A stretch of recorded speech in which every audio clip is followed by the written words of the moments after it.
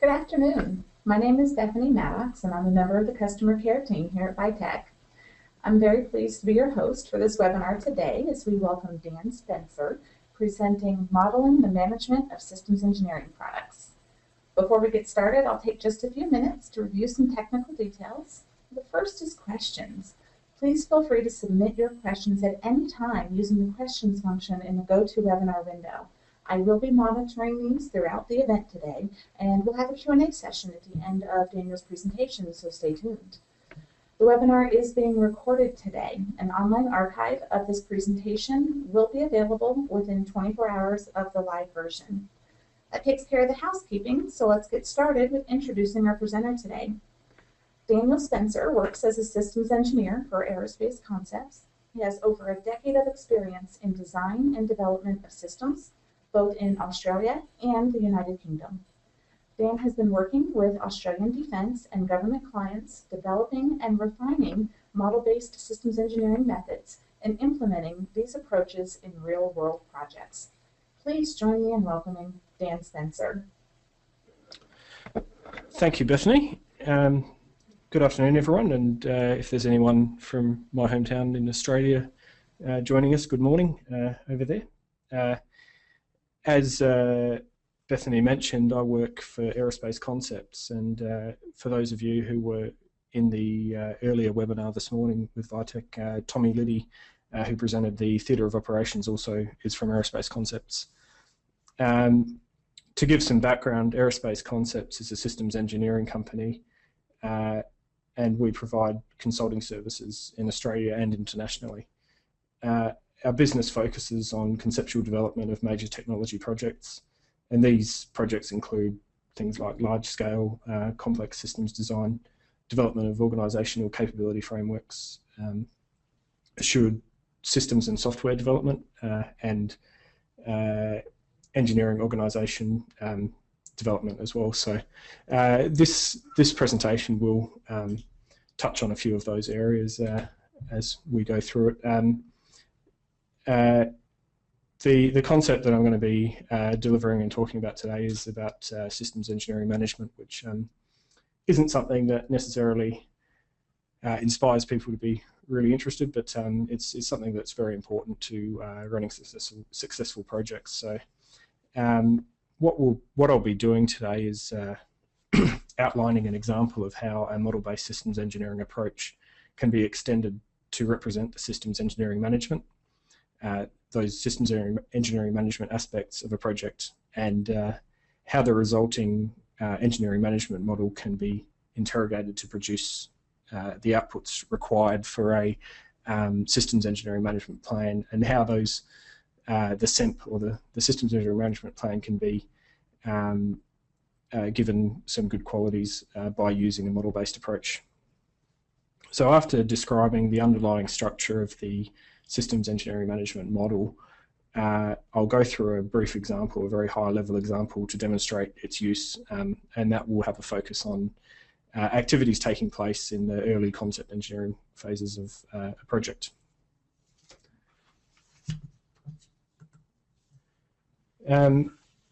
So the systems, and in COSE Systems Engineering Handbook, talks about systems engineering as an interdisciplinary, holistic approach to realizing successful systems. It involves a combined effort of a team of professionals in various disciplines and backgrounds. So systems engineering management really comes in to ensure that all these technical functions and all the different disciplines are applied properly and integrated well as well.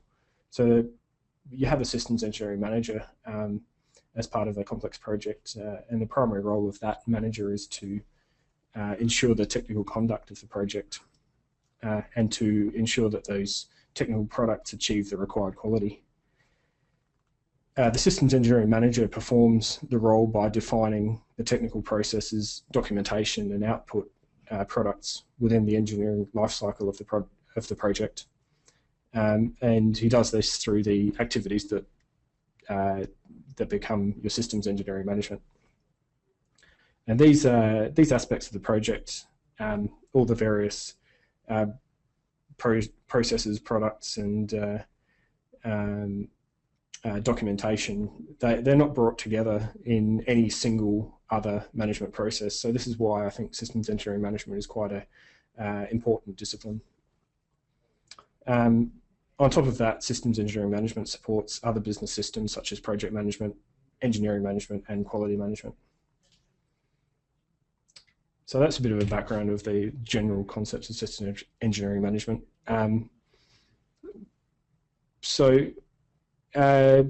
It's important for people doing a model-based systems engineering effort to not lose sight of the systems engineering management aspects of a project, and to see that this is an enabler of engineering rigor. I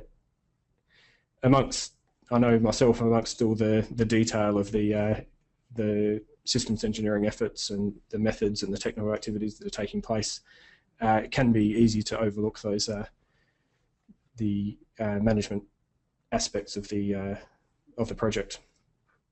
I think there's been a lot of talk about systems engineering effort providing development quality, cost and schedule compliance, and systems engineering management is a key part of this, and it's an important part of the whole systems engineering process. The idea is to improve the quality of the systems engineering activities and increase the benefits that you'll get out of the whole systems engineering processes. What I'll be doing today is looking at providing a template of the systems engineering processes, controls, and plans, and then implementing this in a model of a project to deliver the project management aspects. And the idea of this is that within the combined model, we're able to output a systems engineering management plan, or SIMP. And I'll go through, as I go through this presentation, there'll be some discussion on the benefits and the costs and benefits of doing this approach. So implementing systems engineering processes. Systems engineering processes are very well documented in various standards, and we've got a couple here on the slide. Any engineering enterprise that utilizes these should have their own processes in place, which will be covered by an enterprise-wide systems engineering management plan, and that'll take in the processes of the enterprise and the experience of the people and organisation that's there. So this can be described as the general way things are done around here in the enterprise, and from that you may have a template, a SEMP, that is used within the organisation. However, often, and probably in most cases, there's a need for individual projects to be refining and implementing their own and tailored systems engineering management plan for each project, because it will really define a lot of the detail of how this specific project is being run. So coming from the left here, we've taken the selected and defined standards and used those in the enterprise and implemented, refined and tailored those as part of the actual project. The project implementation has a lot of factors that impact on it. So there's client requirements that impact on how this specific project is going to be run, stakeholder needs that have specific needs for some project management aspects and some systems engineering management aspects. But there's also many other influences on the project specific that means that there is a need for a project specific plan to be in place. It's even included in the IEEE standard 1220, saying that since each project may have unique lifecycle dimensions, tolerance for risk and need for data, the engineering plan should be tailored for each application. On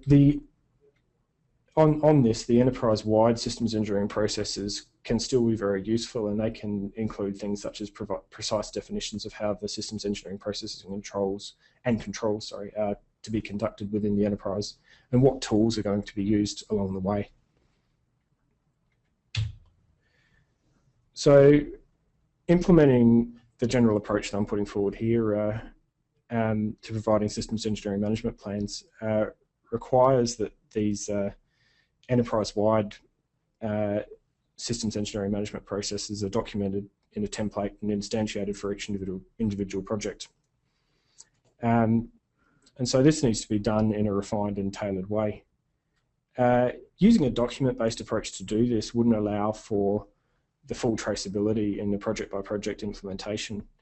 And I've found that it wouldn't provide any easy changes to if the enterprise-wide processes were to change to actually feed them through to the individual projects across an enterprise, or also providing easy access upwards from a single project to the enterprise to provide information reporting up to the enterprise from the project.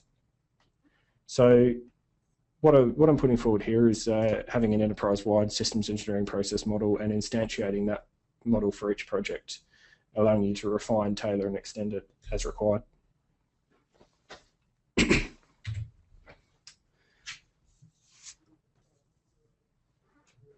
So if we talk about what is the model in this context and what it is that a systems engineering management model is going to look like. The NASA Systems Engineering Handbook talks about models playing an important and diverse role in systems engineering. A model can be defined in several ways, and that could be an abstraction of reality to answer specific questions about the real world. It could be an imitation, analog, or representation of real-world processes or structures, or a conceptual, mathematical, or physical tool to assist a decision maker. In this context, for a systems engineering management model, we're talking about the model as a software tool to assist the decision maker, which represents the systems engineering process and structure. So in this case, what I've done to develop this systems engineering management model is to use a software tool being Vitech CORE, which uses the same model as the Genesis product. And it's all done within the program management modules that come standard in the tool. So just going to give a bit of an overview now of the SEMP. It's a key document that is used to guide all technical aspects of the project. It's also known as a systems engineering plan, or SEP, and it defines systems engineering organization, process, and products, and also describes specialty engineering integration into a project. A SEMP is an evolving document that captures a project's current systems engineering strategy and its relationship with the overall project management effort. The purpose of the SEMP is to describe a detailed operational plan for how you're going to execute systems engineering. It describes how the organisation will manage technical activities in accordance with any clients, partners, or other organisations, contractors, for example. And all other engineering control documents like the test, you might have a test and evaluation plan, configuration management plan, or risk management plan, quality management plan. All of these things are subordinate to the SEMP, and they must be consistent with it. So the SEMP is established very early in the project lifecycle, and it's updated as necessary to ensure it keeps effective and realistic to how the project is running.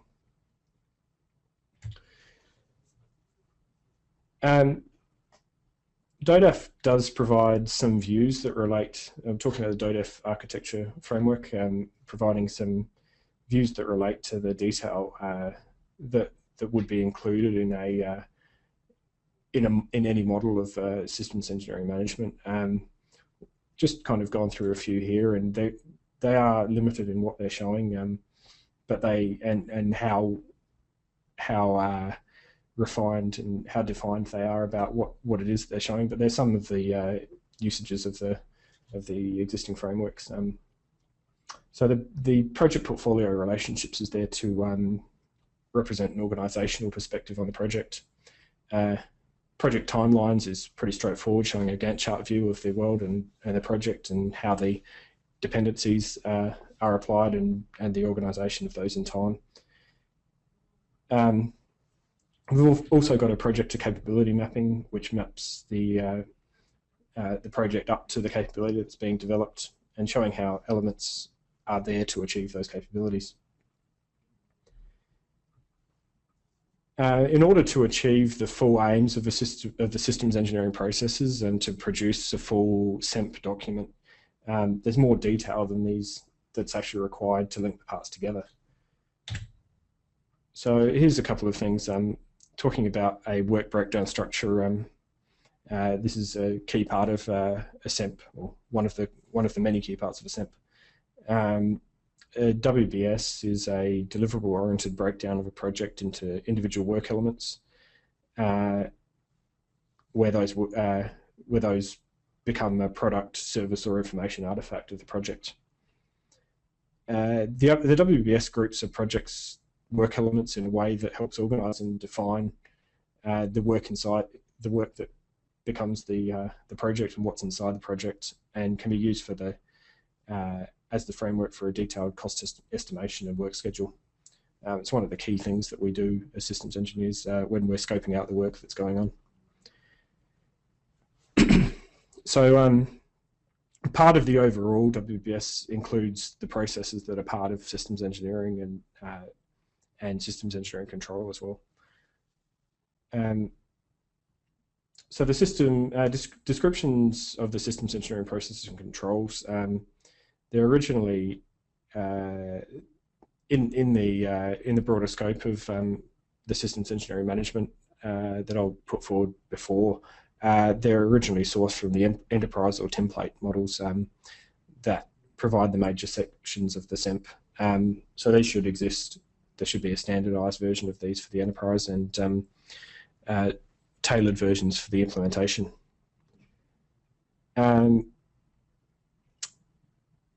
So in here, we're talking about descriptive text that becomes a part of the model. So not everything within this model is a diagram. It's a lot of it is some rich descriptive text that will describe the processes that need to take place. But we've found that using those within the same tool environment can be very handy and can allow you to produce the required documentation in a very automated way. So in addition to that, we have, in addition to those descriptions, we have activity models, and I'll go through a bit later about how they're actually implemented and show an example. But for each process that takes place here, we'll have activity models that will define and describe what is taking place as part of these processes and controls. So moving down to the three DODAF type views that I spoke about before. The activities being taken place in the engineering management plan, they're all assigned to organisation elements, and they can be and those organisation elements can be structured in an organisational hierarchy. The relationships defined, including the coordination with subcontractors and anything else that needs to happen as part of organisational structure. So those organisational structures can then be output as the PV1 representation that's required in the SEMP document. So looking at PV2, we're talking about the engineering schedule over the whole project, and how that can be done is by combining all the engineering activities from every WBS element that we've done in the work breakdown structure into a hierarchy, and then using the Vitech MBSE tool that we've chosen for this. The activities can then be sequenced and represented as functional flows. When they've been assigned an appropriate duration, the structuring and organisation of those functional flows can be tested through the simulation output, and I'll show an example of that shortly.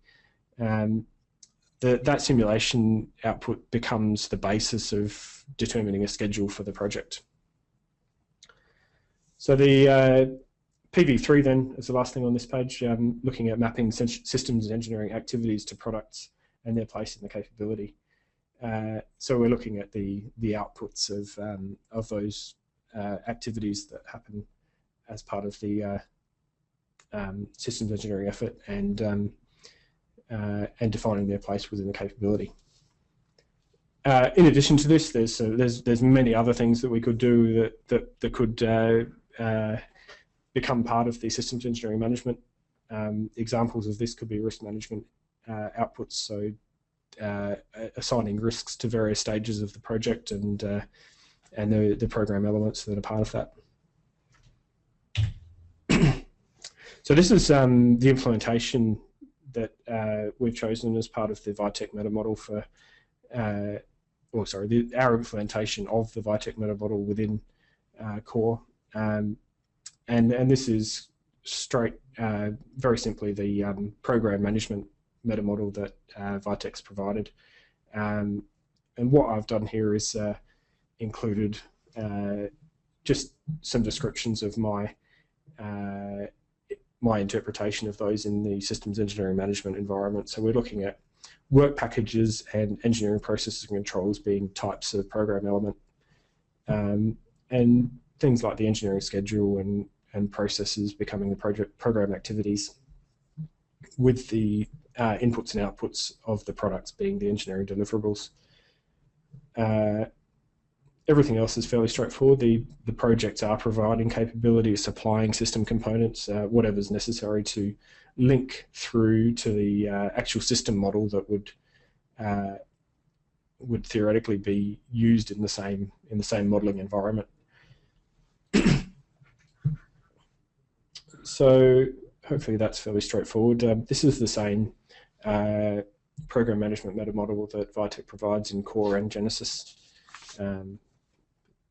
Yeah. So what I've done here, this is a demonstration of some of the various views that I've come up with in a very high level example of what could be used in a systems engineering management model. As you can see here, what we have is just a hierarchy of the program element class, showing the project's work packages and tasks that could be involved in some of the systems engineering management effort. The detail of the tasks in these work packages can be included alongside in those program elements using the tool. But yeah, it provides a very easy way of just producing the WBS and linking that through to the products that are going to be produced.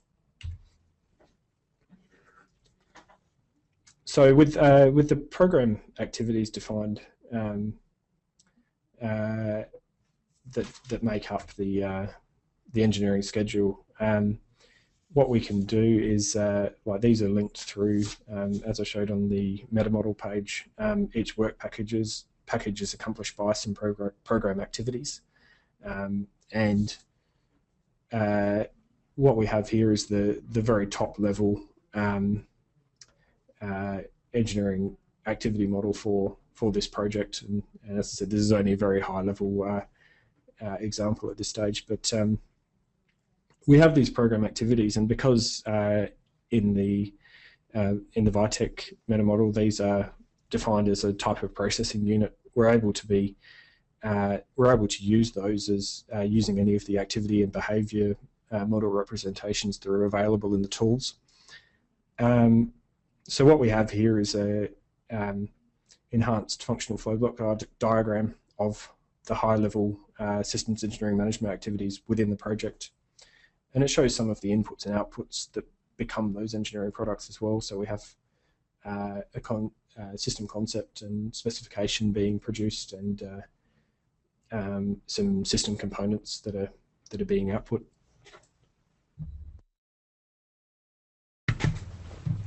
So we're able to drill down deeper, and if we go into the developed system context box here, and then down deeper again to the analysing stakeholder needs activity, we have a lower level process here showing the analysing stakeholder needs. So each each of these processes and controls that are available here will be containing detailed descriptions of that process and control. And these activity models can be produced at any level of the model. So moving on, implementing those after we've created all these activity models, one of the things that we can do here is to produce part of the PV2 project timelines, or to produce something that will become a basis of them. We can start looking at the dependencies between those activities that are defined in the EFFBDs or in the whatever other behavior representation you choose. And so running through the simulator produces this draft schedule straight off the bat, and we're able to start looking at creating this as a starting point for the PV2 or project timelines. Excuse me. So that's some of just some very brief. I don't want to go too long on the various representations, but that's some of the brief things that can be done within the systems engineering management model, and how they can be, how that functionality within the tools can be utilized in this different application. So the document, the alternative is the basic approach for producing a SEMP, would be a document-based approach. What this what this would do would have the systems engineering approach not being linked specifically to the WS or master schedule. All of this would be a manual process. Responsibilities aren't explicitly linked to project organizations, and when things change, it can become a fairly manual task to make those changes through the systems engineering plans. Systems engineering tasks aren't necessarily allocated directly to capabilities being produced, systems being produced, and if those capabilities or systems change over time, it's a manual process to make sure that those aspects are followed through in the SEMP. So the alternative approach, changes need to be made in multiple places, and there's quite a difficult thing when changes are made in one area to know that things need to be changed all over the in various other plans. That brings us to the benefits of doing the modelled approach that I'm putting forward here. Modelling of the project from the point of view of the systems engineering manager provides all of the benefits that are really inherent in the application of model-based systems engineering, being consistency, traceability, reuse, and information sharing.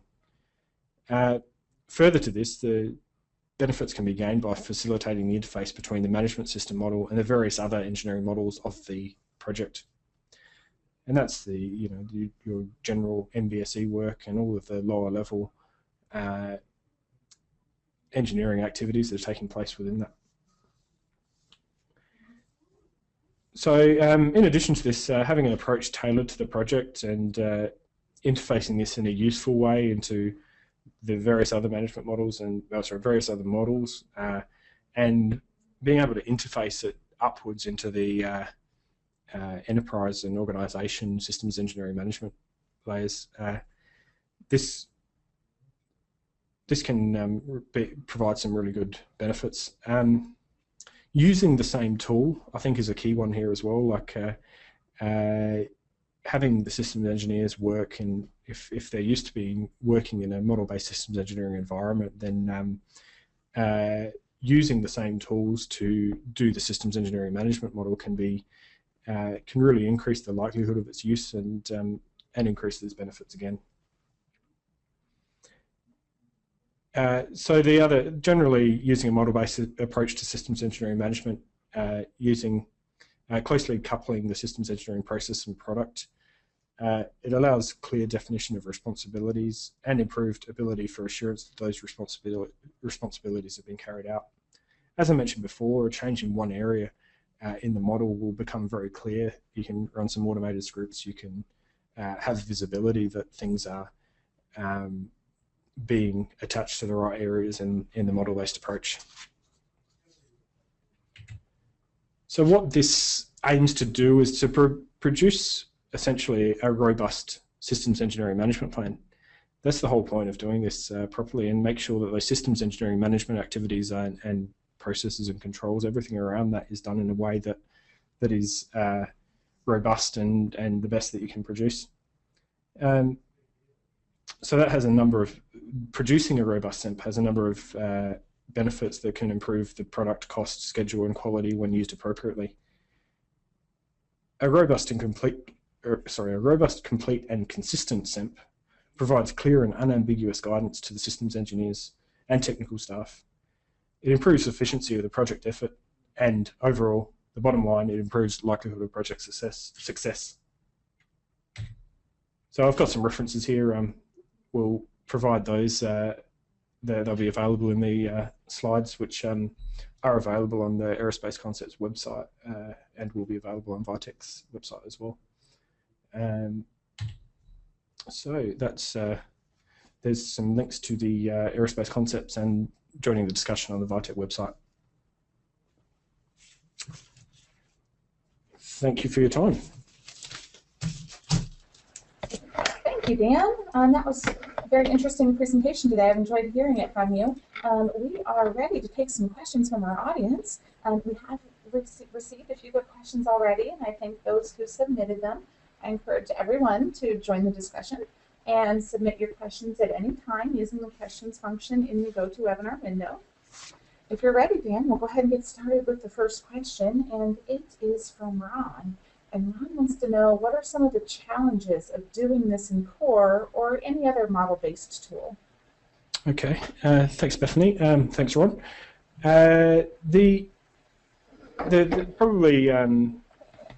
There's definitely a cost overhead in doing this.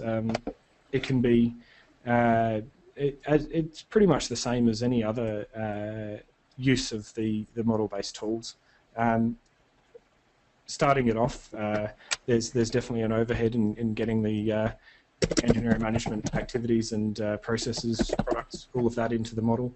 But I think I've found, having a look at this, that I guess it's up to each organisation, each systems engineering manager, to have a look at the costs of doing this versus the benefits of actually providing that, providing the consistent and detailed all the benefits that I spoke about before. I think it's there's definitely costs, but yeah, it's up to the users to decide whether it's those costs are worthwhile. And I assume that you found it has been through your work at Aerospace Concepts? Yeah, we've only just started developing this ourselves, so we haven't used it in any large projects yet. But yeah, we're finding that the just providing that information in a structured way is actually allowed us, has given us a bit of yeah, a good view on how things are actually structured for it as well. So we probably haven't seen the full range of benefits for this yet, but haven't found either that the overheads are really too high in actually doing this. We work, as you know, we work in these tools all the time, so adding in this different layer into the projects hasn't been that difficult. Okay, well, that's a great lead into our next question from Amy, and she wants to know, what is the one key reason why you would use this approach as opposed to other or more traditional methods? Thanks. I would say I mean, we've gone through a few of the benefits earlier, but the one, in my opinion, the number one thing that's provided, that's been the driver for this, is keeping everything in the one place. So as I said, we use the Vitech tools for a lot of our systems engineering efforts. So having that capability within there, having that single tool, the single place, single source of truth for our project data on the systems engineering side is probably the key driver there. Okay. Our next question is from Richard. And Richard wants to know if the model can be linked to a configuration management system in order to automate workflow, such as approval cycles and providing work products to the next activity. Oh, that's an excellent idea. I probably haven't looked into it that far, and I've got some ideas running around in that sense. I believe that it would be possible in any of those tools to actually link to the configuration management tools, and we've actually been looking at some of the capabilities of Vitech's Genesis product just this week, actually, and that's something that I would say would be definitely achievable from that product. I mean, probably from either product, but I can really start to see some of those integration aspects into different software tools becoming really a key benefit of things like Genesis. So yeah, that's an excellent idea. Great, be sure to give Richard credit for that one. Yeah, thanks, Richard. Our next one is from Daniel, and Daniel is noting that in some tools, or just in some areas, they don't use DODAF, such as if you were using CORE in the Essentials version, there's no DODAF. So Absolutely. Would a systems engineering manager be able to do what you're doing without the DODAF representations? Yeah, I think I'm not 100% sure if it's delivered, if the project management aspects are delivered in the non-DODAF versions of the tools, but the implementation of these, it's really simple using the meta model that I presented earlier. There's only a few classes being involved in the actual model, so it's it should be pretty straightforward, as long as I think the key thing in that meta model is making sure that the program activities are a functional element, so they can be modelled as in those in the flow block diagrams and simulated in the same way. But yeah, there's no reason why this could be done in a standard in any model. Really, it's there's nothing specific to DODAF. There are a few of the DODAF views that I was providing as an example, but they're not necessary for doing this. Okay. Our next question is from Jose, and he wants to know, how do you estimate the project cost? Are you using any kind of parametric estimation technique, or how do you go about that? We haven't done anything specific within the tool to do the cost estimation. At this stage, our working on the estimating the duration, the cost, the numbers that go in that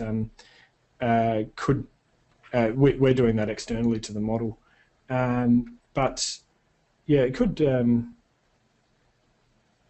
Yeah, I think I mean the ability of having the different elements providing the different elements broken down in the model could actually provide some benefits in that area as well, which I haven't really considered yet. The cost could be allocated to the various elements and tracked through those as well. But yeah, at the moment I haven't done anything except for what is probably standard in your systems engineering practice, and looking at really what getting breakdowns of how, I mean, the WBS is one of the tools that is used in itself to actually determine the costing of a project, but there's nothing probably specific about the model-based implementation that we've taken just yet to actually to see any improvements in that area. I think there could be some stuff done, but yeah, thanks. Another question from Daniel, and Daniel wants to know if you can allocate resources, such as time based on the costing of engineers, to the program elements, and would you simulate that if you did? Yeah, absolutely.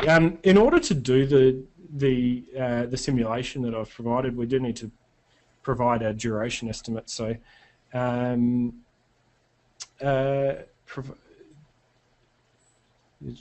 it's a good idea as well, because I guess where we're coming from here is specific resources having